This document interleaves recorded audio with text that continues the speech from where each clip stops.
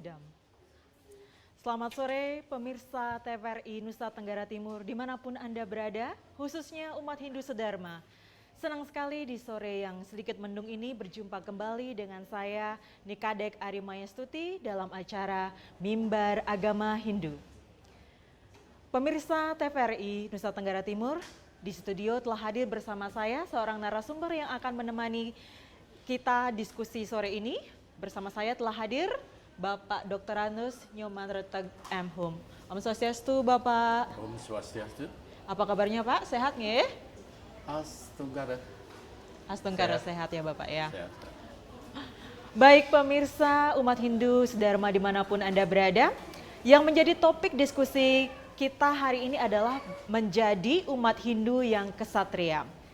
Bapak, ketika mendengar kata kesatria, hal yang muncul dalam pikiran saya itu adalah seseorang yang gagah berani, penegak keadilan, pembela kaum yang lemah. Apakah definisi kesatria itu sama persis dengan yang saya pikirkan? Mungkin Bapak bisa jelaskan. Oke, terima kasih. Sebelum pertanyaan ini menjadi diskusi kita, mungkin terlebih dahulu saya ingin bertanya kepada Ibu, kira-kira sekarang tepatnya tanggal 10 November ya? Tanggal 10 November Bapak. Oh tentu saja hari ini hari yang spesial ya Pak ya? Ya. Hari-hari apa? Hari Pahlawan Nasional Bapak. Iya, Hari Pahlawan Nasional.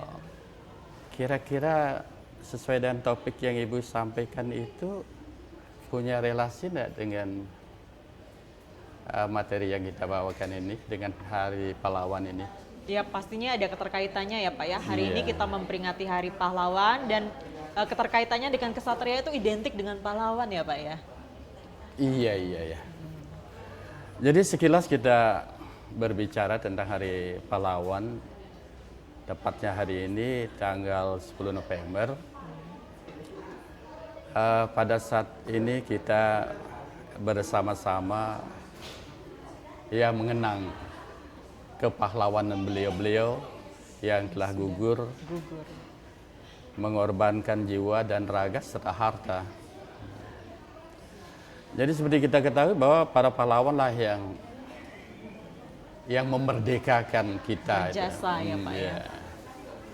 Dan seperti kita ketahui juga bahwa kita pernah dijajah. Betul. Oleh bangsa luar. Yang pertama bangsa apa ya? Bangsa Portugis ya. Portugis yang pertama menjajah Nusantara ini sebelum bernama Indonesia. Yang terakhir Jepang Bapak. Jepang. Yang terakhir Jepang. Dan yang paling lama Belanda tentunya Pak. Sekian abad ya Pak ya. Ya, Belanda menguasai Nusantara ini 3,5 abad atau 350 tahun. Lama sekali Pak. Tetapi walaupun secara geografis luas Belanda itu tidak seberapa dibandingkan luas Nusantara. Tetapi kenapa bisa menguasai Nusantara begitu lama ini? Ya Pak ya. Dan kemudian ditinjau dari jaraknya antara Belanda dan Nusantara ini, kok dari jauh mereka bisa memerintahkan, menguasai dan sekaligus memerintah. Dan ketiga ditinjau dari populasi orang Belanda kalau dibandingkan dengan populasi Nusantara jauh lebih banyak kita. Kenapa mereka bisa menguasai kita lama sekali Pak ya? Ya, karena pada saat itu belum ada persatuan di antara suku-suku yang ada. Ya, syukurlah tahun 1920-an muncul rasa nasionalisme para pemuda kita dan sekaligus para pahlawan kita. Dan tepatnya 1928 mengikrarkan Sumpah Pemuda. Jadi puncaknya 1945 ya, para pahlawan kita mampu memerdekakan, membuat suatu persatuan, satu kesatuan menjadi bangsa Indonesia. Ya, itulah jasa beliau. Luar biasa. Jadi ya, Pak, ya? pahlawan itu adalah merupakan kesatria-kesatria. Jadi seorang kesatria yang bisa berjuang dengan berani dan seterusnya. Jadi sehingga kita menikmati kemerdekaan itu. Oleh sebab itu kita sebagai bangsa Indonesia harus dapat menjaga dan melestarikan kesatuan ini, persatuan ini. Tanpa persatuan maka kita akan mudah dipengaruhi oleh bangsa lain. Jadi ya itu mungkin relasinya. Jadi seorang pahlawan adalah seorang kesatria yang mampu memperjuangkan tanah air dan sekaligus memerdekakan bangsa ini. Itu yang pertama. Dan kalau makna apa yang tadi? Definisi kesatria sendiri itu. Oh ya, kesatria. Kata kesatria berasal dari kata satria kan? Satria. Kemudian mendapat prefiks awalan ke menjadi kesatria. Satria itu termasuk kata sifat, adjektif atau adjektif gitu. Ada sifat itu. Jadi kalau kesatria itu orang yang punya sifat. Sifat satria itu ya diantaranya adalah pemberani. Seperti ibu katakan tadi. Jadi orang yang berani tentunya berani tidak asal berani. Berani berdasarkan dharma. Jadi kalau kita lihat, kalau kita baca sejarah perjuangan bangsa Indonesia, para pahlawan begitu gagah dan beraninya memperjuangkan bangsa Indonesia melawan penjajah. Jadi mereka adalah, jadi beliau-beliau itu baik yang sudah gugur mungkin yang sekarang menjadi veteran merupakan kesatria ya, yang memperjuangkan bangsa Indonesia. Jadi dengan demikian kesatria itu adalah seperti ibu katakan tadi, orang yang memiliki jiwa, yang memiliki keberanian, sifat keberaniannya, membela kebenaran, jadi dan seterusnya banyak. Jadi yang jelas bahwa kesatria itu adalah orang ya dan sekaligus pemimpin yang berani memperjuangkan hak-hak masyarakat pada saat itu dari para penjajah Belanda itu. Jadi intinya bahwa kesatria itu adalah orang yang mempunyai sifat pemberani dan sekaligus membela dan sekaligus juga membela dharma dari adharma. Jadi kalau kita bicara kesatria luas sekali maknanya. Ya itu. Jadi kesatria itu adalah orang yang berani berdasarkan jalan dharma. Iya.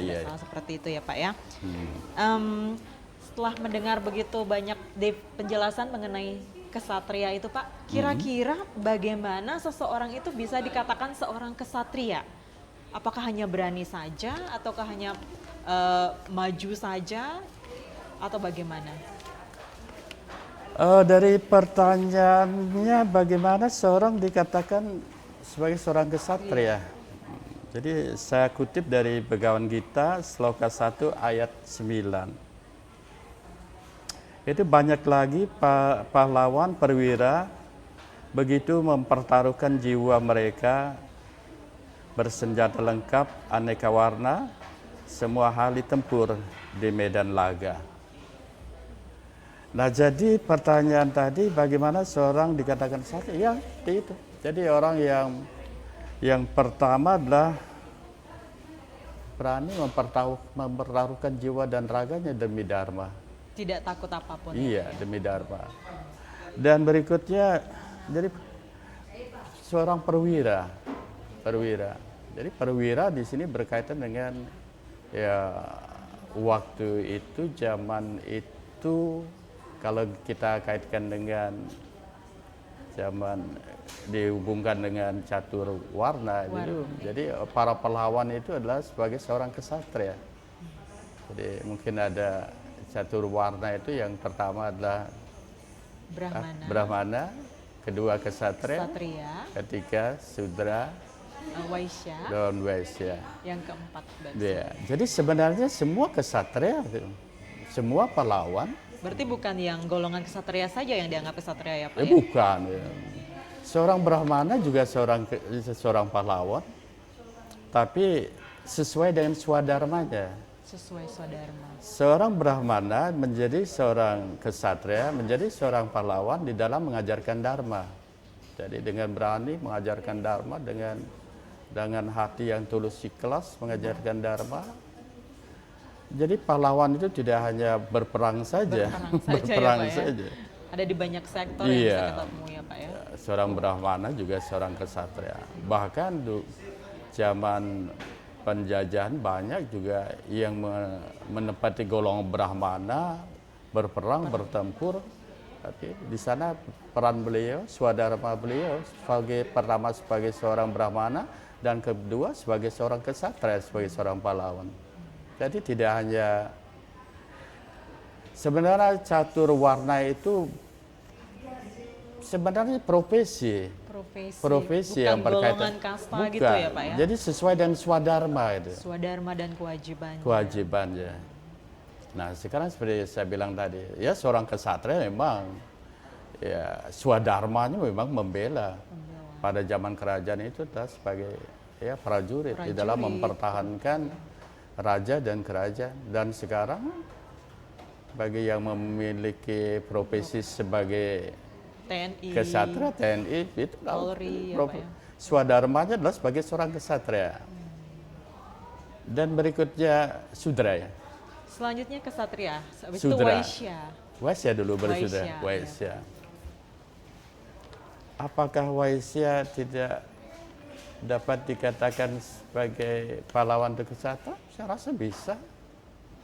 Karena seorang Waisya, kalau kita tanyakan kepakarannya adalah pakar apa nih? Ekonomi.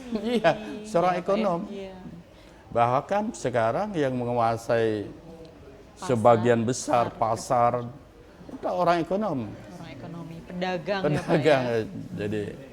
Jadi tapi swadharmanya sebagai seorang yang mengelola dan pakar dan menonjol di bidang perekonomian, menguasai perekonomian. Dan terakhir, sudra. Sudra, apakah dia tidak dapat dikatakan sebagai pahlawan? Bisa katakan sebagai pahlawan. Walaupun sebagai dia golongannya kesatria. paling bawah ya Pak ya, tetap dikatakan sebagai seorang kesatria. Nah, disinilah ada salahnya interpretasi tentang kasta itu.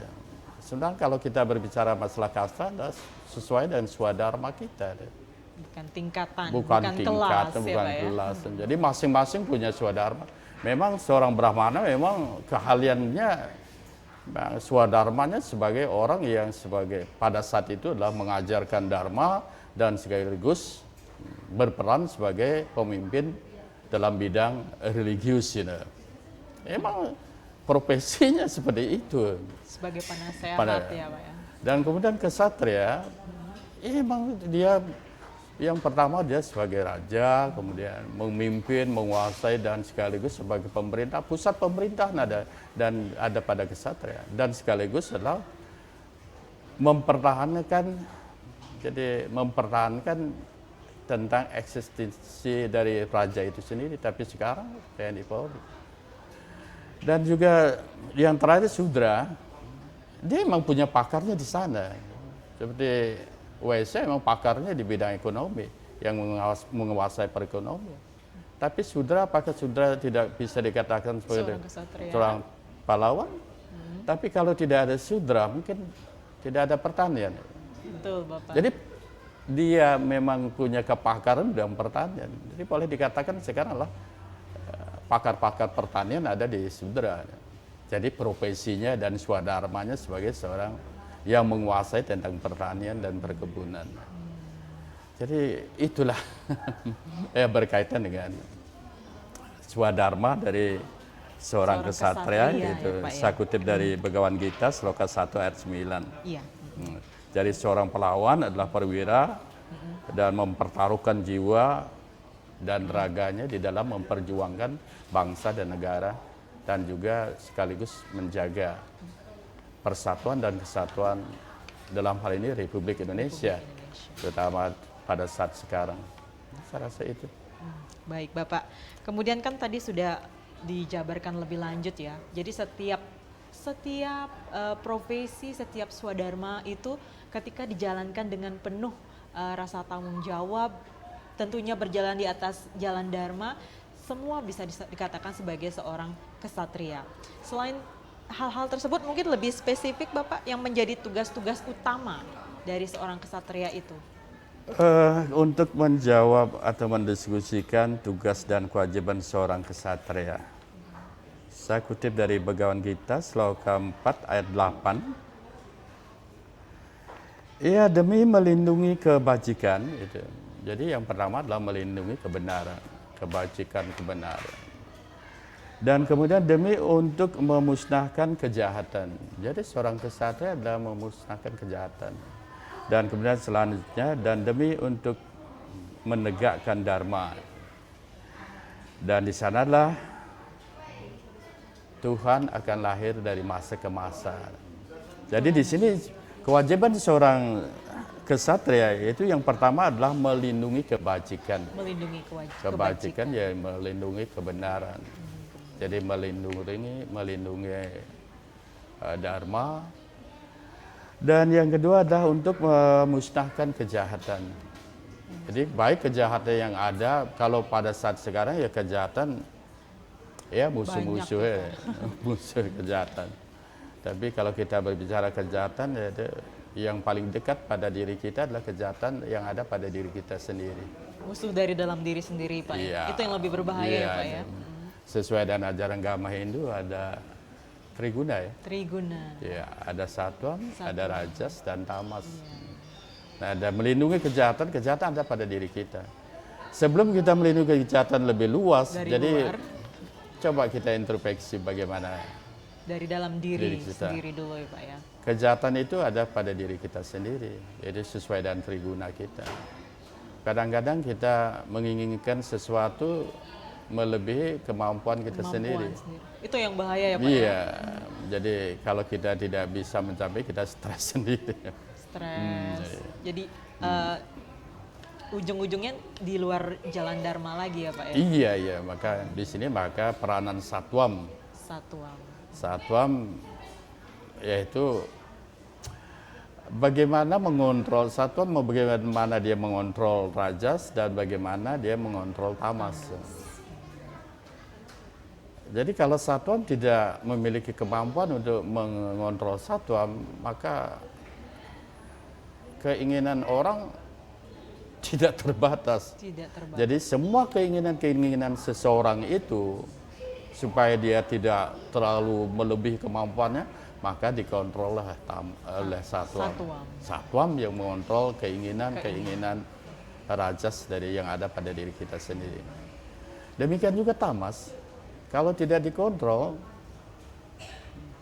ya semua mau serba instan ya. Instan.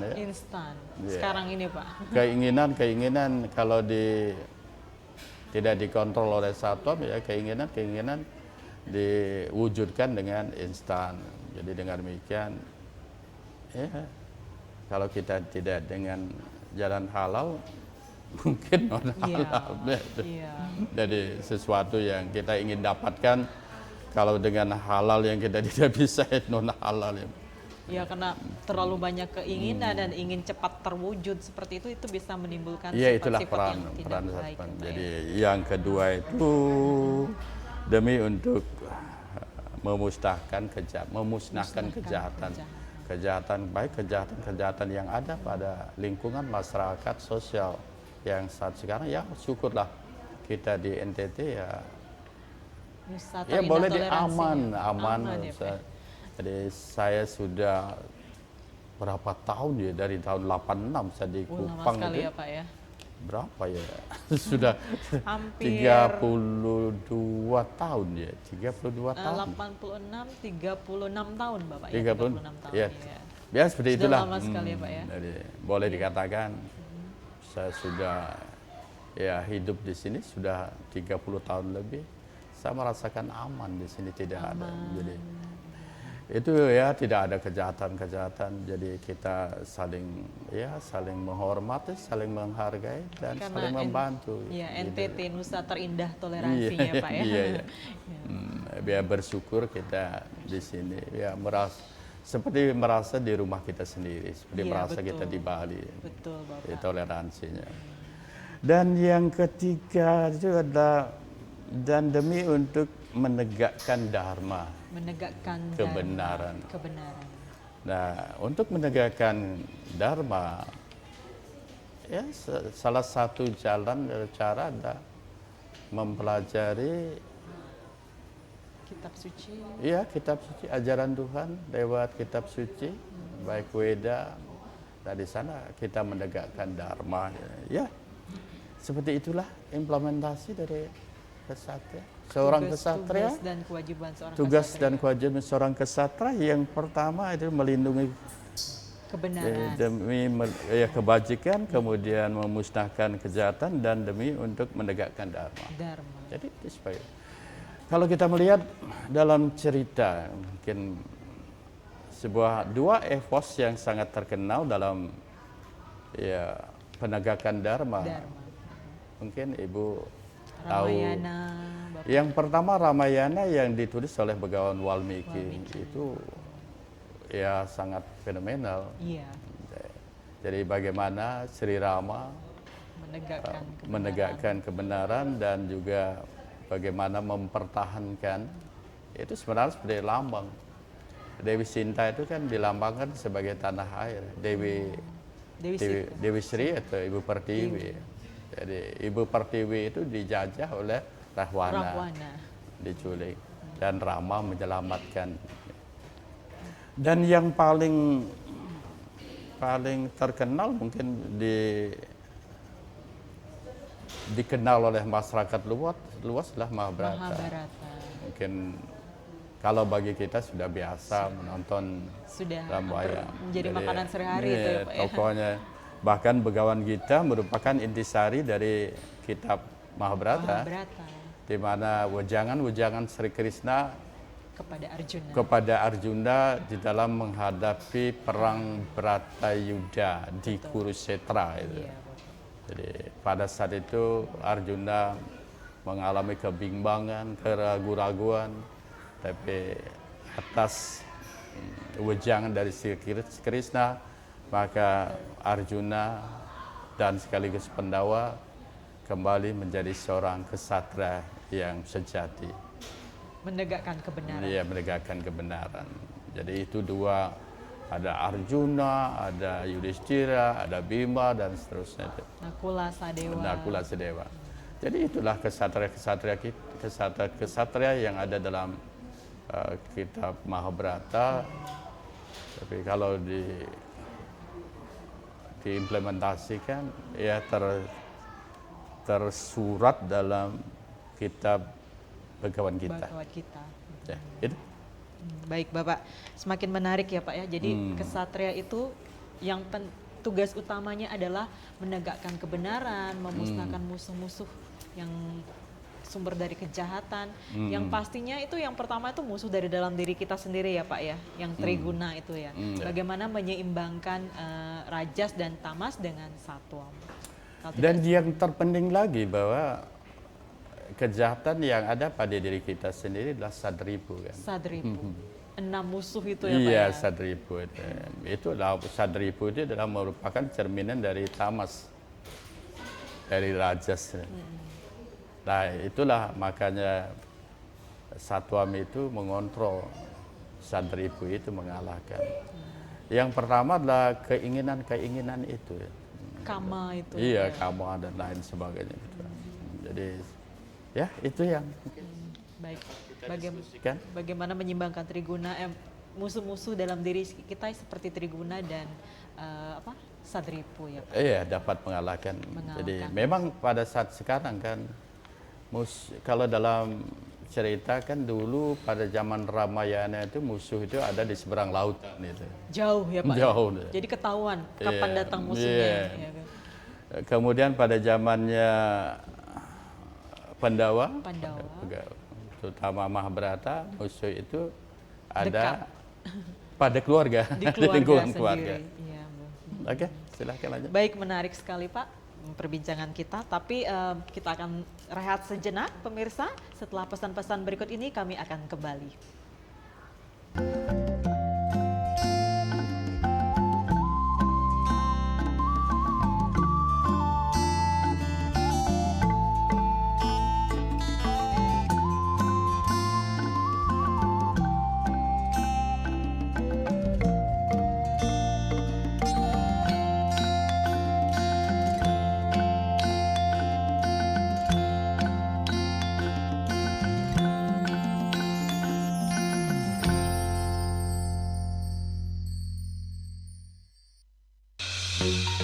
Halo Sobat Digital, kenapa ya harus nonton siaran TV digital?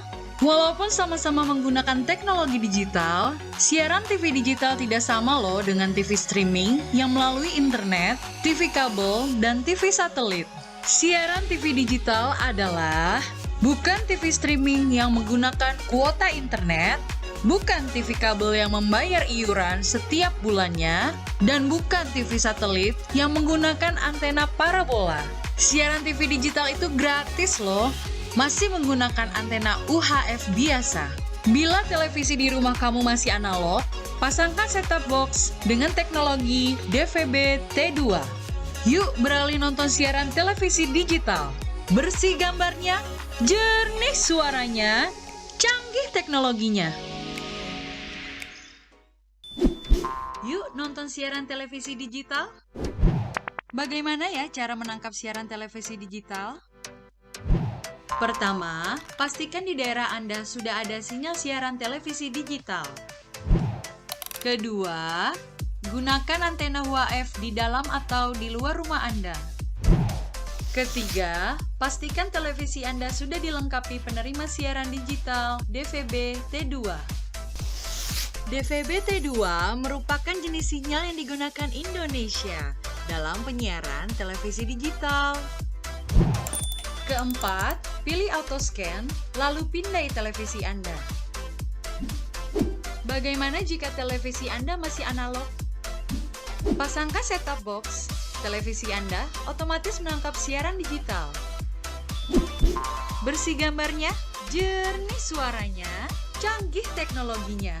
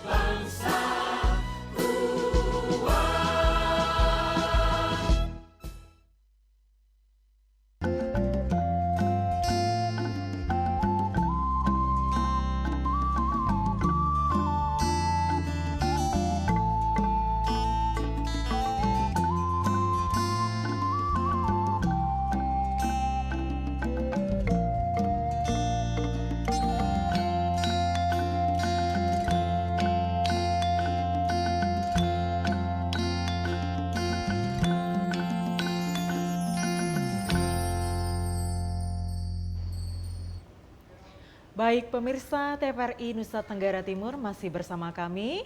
Saya Nika Dekaremaya Stuti dan narasumber kita hari ini Bapak Dr. Andus Nyoman Reteg MHum. Dan kami masih berdiskusi tentang topik kita hari ini menjadi umat Hindu yang kesatria.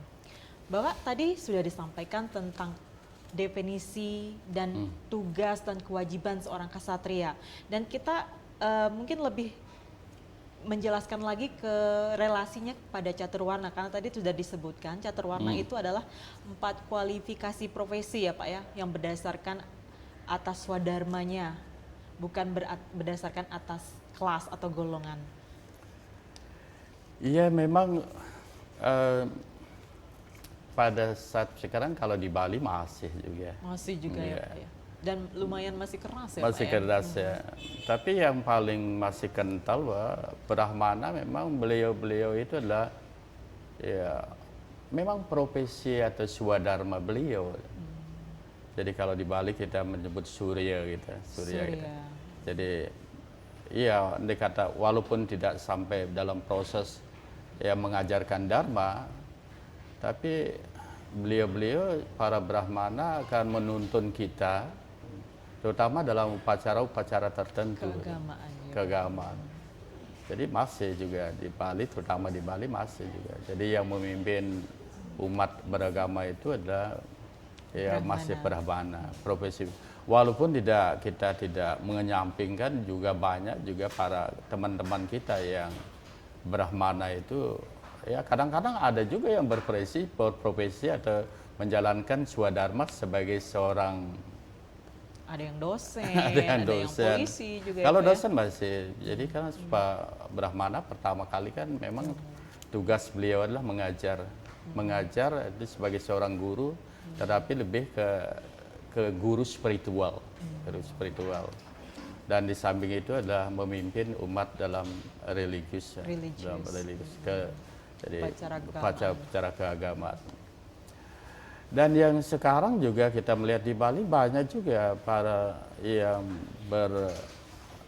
berkasta, katakan kasta sudra, banyak yang juga menjadi guru, banyak yang menjadi dosen, dan banyak juga yang menjadi TNI, polisi, tentara, TNI, ya, Pak, ya. Berprofesi atau berswadharma sebagai seorang polisi. Jadi sudah, tapi karena secara turun-temurun itu yang namanya kalau kelompok Brahmana ya ide bagus ya, dan seterusnya. Jadi kebanyakan berprofesi atau swadharma, terutama di Bali ya sebagai pemimpin umat agama. Tapi intinya bahwa kasta itu lebih menekankan pada swadharma. Kewajiban. Kalau kita seperti saya di sini ya swadharma saya sebagai seorang guru ya saya swadharma. Saya meninggalkan swadharma petani. Saya kan ya kelompok sudra, itu kata sudra. Tapi saya meninggalkan swadharma saya sebagai seorang petani dan menjalankan swadharma saya sebagai seorang guru. Tapi seorang guru ya sekaligus ini kita kadang-kadang guru itu hanya sekedar mengajar, tapi lebih dari itu. Sebagai seorang guru, yang pertama mengajar, tapi yang terpenting adalah mendidik. Peran, mungkin Ibu juga Saya seorang pendidik juga, Pak. Seorang guru juga. Seorang guru. Ya. Jadi beda ya, Pak, ya mengajar dan mendidik itu? Iya, beda dong. Mengajar dan mendidik. Jadi kalau mengajar itu kan menyampaikan materi. Mengajar ya hampir materi ya itu tentang sains, tapi kalau tentang sains ya, tapi kalau tentang mendidik ya tentang moral, etika, dan tentang budi pekerti. Pembentukan jadi karakter, di saat kita mengajar biasanya kita menyelipkan sambil menjalankan profesi kita sebagai seorang pendidik, mendidik mereka menjadi sebagai pengajar juga sebagai pendidik gitu. Tentang budi pekerti. Tapi kadang-kadang kita yang berprofesi swadharma sebagai seorang pendidik mengajar lebih menekankan pada mengajar. Itu memang penting, dua-dua mesti jalan. Di samping kita mengajar, kita juga memberikan pendidikan moral, etika, susila, dan budi pekerti. Maka ada pendidikan budi pekerti. Saya rasa itu. Jadi ya dikata kita seorang sudra, pada mulanya para leluhur kita berprofesi berswadharma sebagai seorang petani, kita sebagai seorang sudra sekarang swadharma kita sebagai seorang dosen ya kita tinggalkan. Jadi kita tinggalkan swadharma kita beralih pada swadharma yang lain. Tetapi bukan berarti kita menjadi Brahmana, bukan. Tapi kita sudah swadharma kita yang beralih, profesi kita yang beralih dari seorang petani. Tapi tidak selamanya seorang sudra itu seorang petani, bukan. Dan petani juga banyak yang dari Brahmana juga ada ya, Pak. Petani juga bagus juga, tanpa petani kita tidak bisa hidup. Ya apalagi di zaman sekarang ini ya, Pak ya.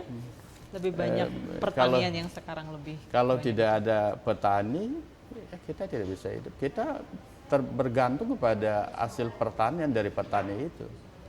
Seperti itu.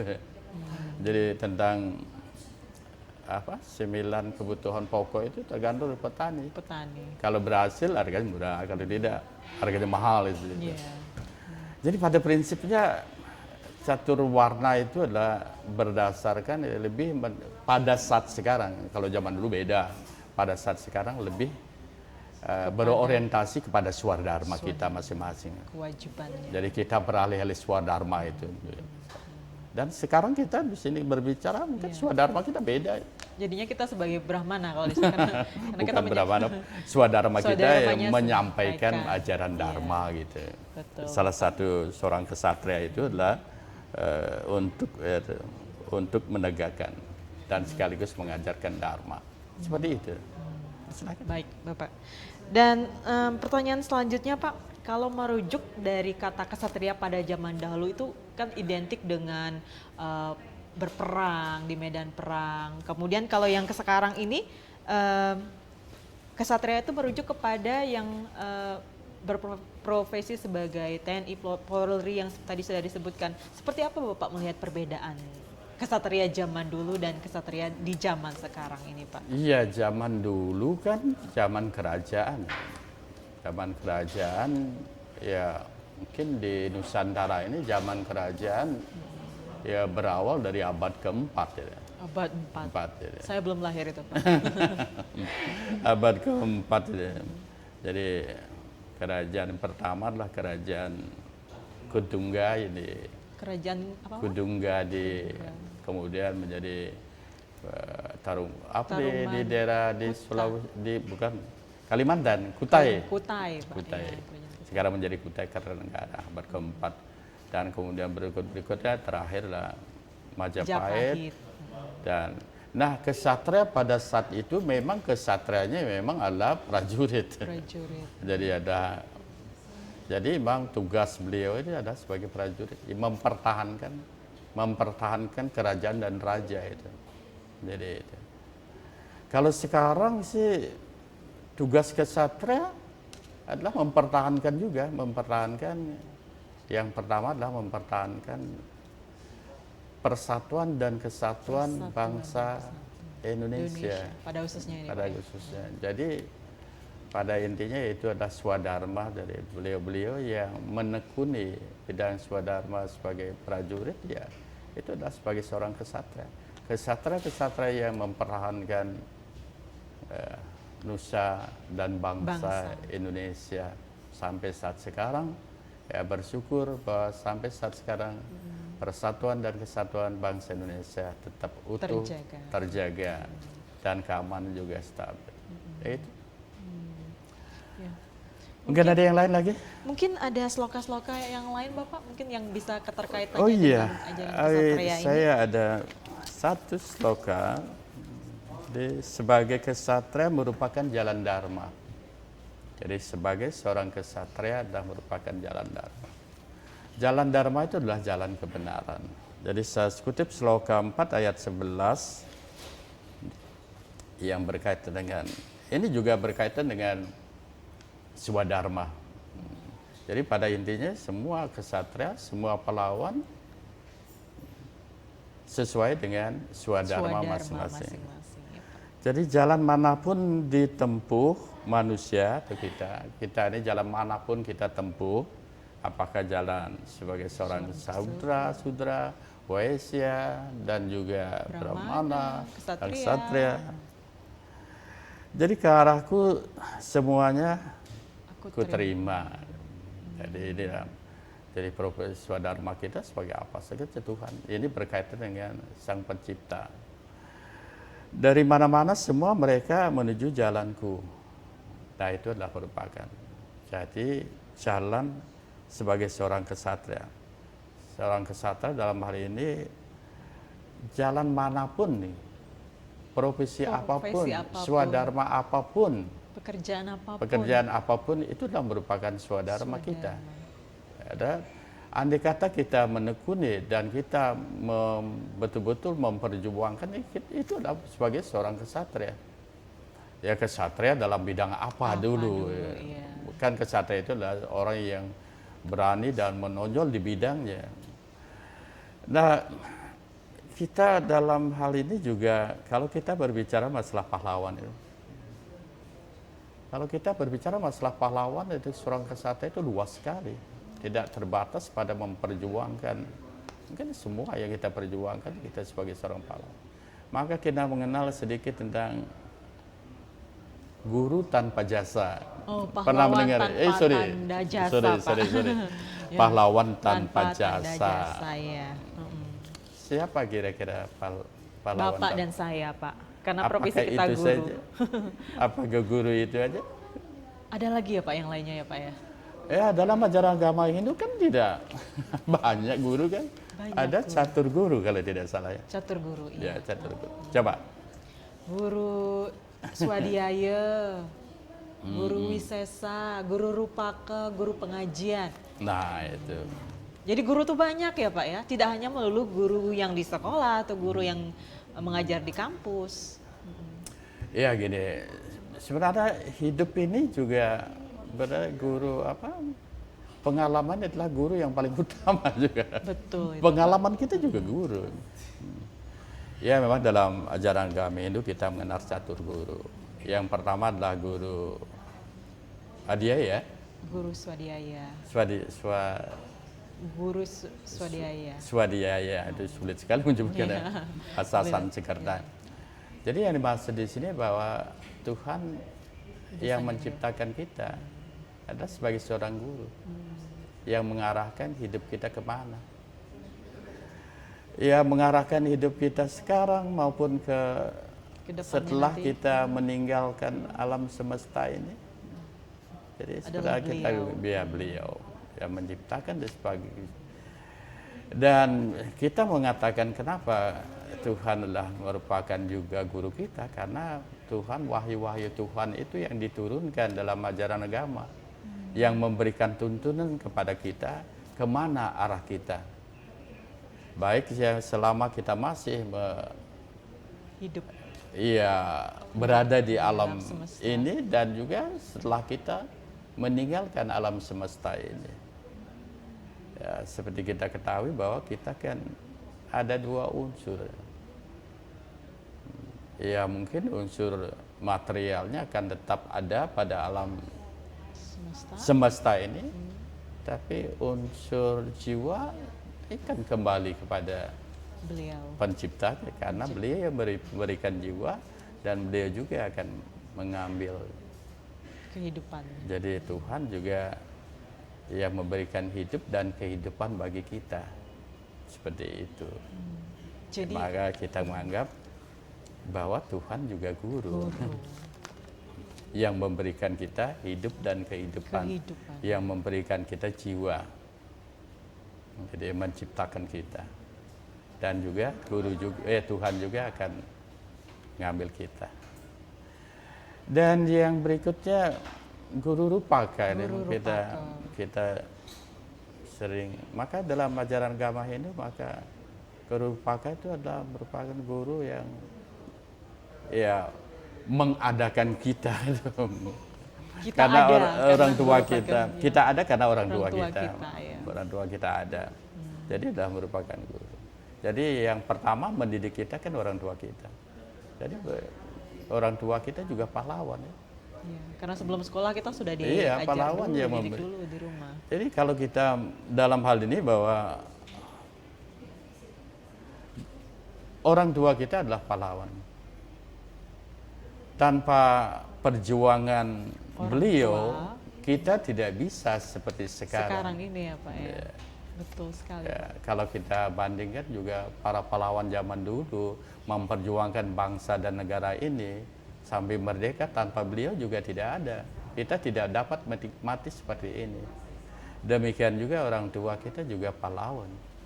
Jadi kesatria yang melindungi kita, mendidik kita, merawat kita, yang perlu membesarkan kita dan juga menyekolahkan kita, itu juga tidak kalah penting, juga merupakan pahlawan tanpa jasa. Tanpa tanda jasa juga ya. Iya, tanda jasa. Jadi orang tua biasanya kadang-kadang kita juga merasa ini tidak gimana gitu. Begitu tulusnya kasih sayang orang tua. Betul sekali Bapak. Begitu tulusnya perjuangan orang tua. Begitu tulusnya merawat kita. Tapi kadang-kadang kita tidak seperti itu gitu. Jadi teringat orang tua ini, Iya, Pak. iya, iya, iya. Jadi luar Jadi biasa. sayang orang tua itu apa namanya sepanjang masa. Ya. Kasih Kasih orang sayang. tua itu sepanjang masa. Ya. Tanggung jawab orang tua itu sepanjang masa. Tapi tanggung jawab anak terhadap orang tua, Iya. kadang-kadang saya merasakan saya jauh dari orang tua, apa yang saya dapat persembahkan kepada beliau gitu. Mungkin ada Ya, kasih orang tua tuh sepanjang masa, kasih anak tidak tahu. dihitung. Kemudian kan mungkin ini Pak, pesan-pesan yang bisa kita ambil. Kayak tadi sudah ada pahlawan tanpa tanda jasa, itu ada guru swadhyaya, guru rupaka, Guru kemudian pengajian. guru pengajian, guru, Jadi guru di bapak sekolah, sebagai pendidik di sekolah, kemudian guru wisesa, pemerintah yang sudah banyak juga berjuang demi kesejahteraan masyarakatnya. Kemudian mungkin hal-hal apa yang bisa Bapak sampaikan kepada khususnya para pemuda di Hari Pahlawan ini? Bagaimana bisa menjadi seorang kesatria yang utama? Jadi menjadi seorang kesatria, jadi ya bukan pesan-pesan ya, mungkin ya kita mengimbau aja pada di kalangan anak muda bahwa belajarlah sesuai dengan swadharma, bukan swadharma sesuai dengan keinginan apa yang mau dipelajari. Sepanjang yang dipelajari itu bermanfaat di kepentingan masa depan kita. Jadi sekolah setinggi-tingginya dan kemudian menjadilah seorang kesatria. Kesatria bagi diri sendiri, Dari diri sendiri kesatria bagi keluarga kita, Keluarga. dan kesatria bagi nusa dan bangsa kita sendiri. Jadi semuanya Jadi dengan dimulai demikian ya, dengan demikian maka untuk mencapai keberhasilan di dalam kehidupan ini, memang kita harus menjadi seorang kesatria, harus memiliki keberanian, mengambil suatu keputusan, keberanian untuk gagal. Memang kegagalan itu orang bilang adalah keberhasilan yang tertunda, ya Pak. Kalau kita menjadi seorang kesatria, kita harus gigih, kita harus berani, dan kita harus menjalankan ajaran Dharma. Rasa itu. Mungkin ada yang lain lagi? Ya, baik Bapak. Terima kasih sudah banyak sekali diskusi kita hari ini ya. Namun sayang sekali Bapak karena waktu yang terbatas, ini sudah hampir 60 menit kita berbincang-bincang. Baik pemirsa TVRI Nusa Tenggara Timur, seorang kesatria harus bisa memberikan rasa aman dan nyaman dan memberikan rasa teduh dan damai kepada siapa saja. Dan sebagai umat Hindu khususnya harus hadir sebagai problem solver, bukan sebagai problem maker. Dan dengan ini saya mengajak seluruh umat manusia, terkhususnya umat Hindu sedharma, untuk dapat hidup rukun dengan siapa saja. Karena pada dasarnya melalui kerukunan, kehidupan harmoni akan dapat diwujudkan. Demikian yang bisa kami sampaikan dalam acara Mimbar Agama Hindu. Sekali lagi terima kasih atas perhatiannya. Sampai bertemu lagi di lain kesempatan. Dan kami tutup dengan Parama Santi. Om Santi Santi Santi Om.